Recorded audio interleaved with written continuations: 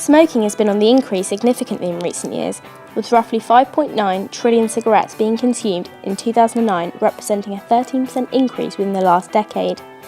Even with all the facts and information regarding tobacco we are now made aware of, do today's smokers realise the long-term consequences of their deadly habit? What we aim to explore is whether the introduction of e-cigarettes into today's society is or will be having any lasting effects on the damaging health impacts that the smoking of regular cigarettes causes.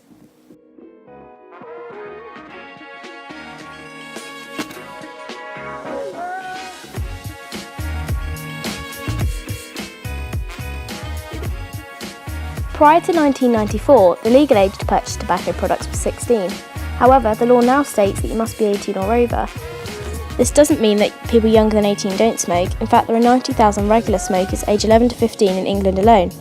Part of this reason being is that adult role models on TV shows, films and in the general media spotlight are portraying smoking as a social norm. For example, Rihanna, Chris Brown and Jennifer Lawrence. A perfect example of when smoking has been portrayed as admirable is in the 1978 classic, Grease, starring John Travolta and Olivia Newton-John. The movie is constantly showing the popular high school students smoking cigarettes, which suggests to the viewers that it is the cool thing to be doing.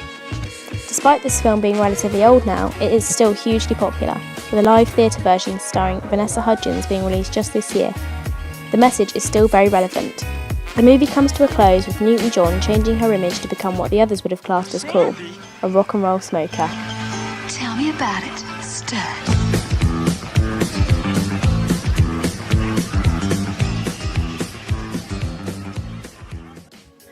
But what are the real health issues with smoking? Health and wellbeing expert Stuart Stone tells us more about what smoking is really doing to our bodies. Many people still think that the effects of smoking won't have any direct effect on their body, or at least the chances of a serious illness are very minimal. This is of course completely false. There are 43 known cancer-causing ingredients in a normal cigarette, and it increases the risk of lung cancer by 25 times for men and over 25.7 times for women. Some of these deadly ingredients include, perhaps most obviously, tar and nicotine, but amongst others they include carbon monoxide and hydrogen cyanide. Not only can smoking lead to cancer, it can also result in hearing loss, gum disease, mouth ulcers and emphysema, and also other less serious health concerns.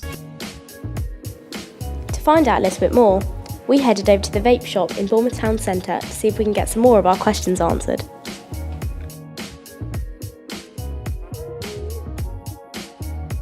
Send them away. Ask for ID and then have ID, then you get from like 18 to this morning I served a guy who was about 82, just diagnosed with COPD, so it's a chronic lung disease.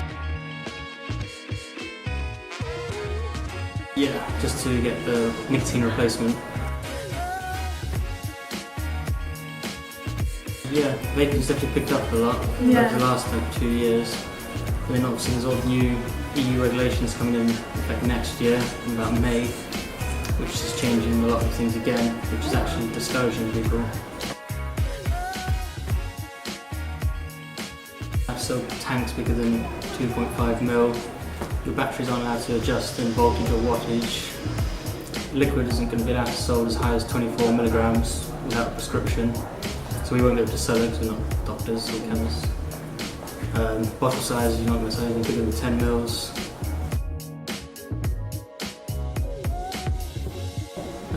We offer 5 different strengths, and one of the strengths is no nicotine at all. 24 milligrams, 18, 11, 7 and 0. It tends to be more the 7s and the 0s that people go for. Yeah, I mean I can get people, it's mostly like the international students that come in here. They're always wanting a kit to replace a shisha. The shishas still have nicotine in, it's still tobacco, so they come in to replace that. And just, so it's more portable. And then you get the odd person who goes out with their friends on a night out and doesn't want to hang around in the smoking area because they'll be tempted to smoke, so they just buy one with 0 nicotine just so they can join in with their friends.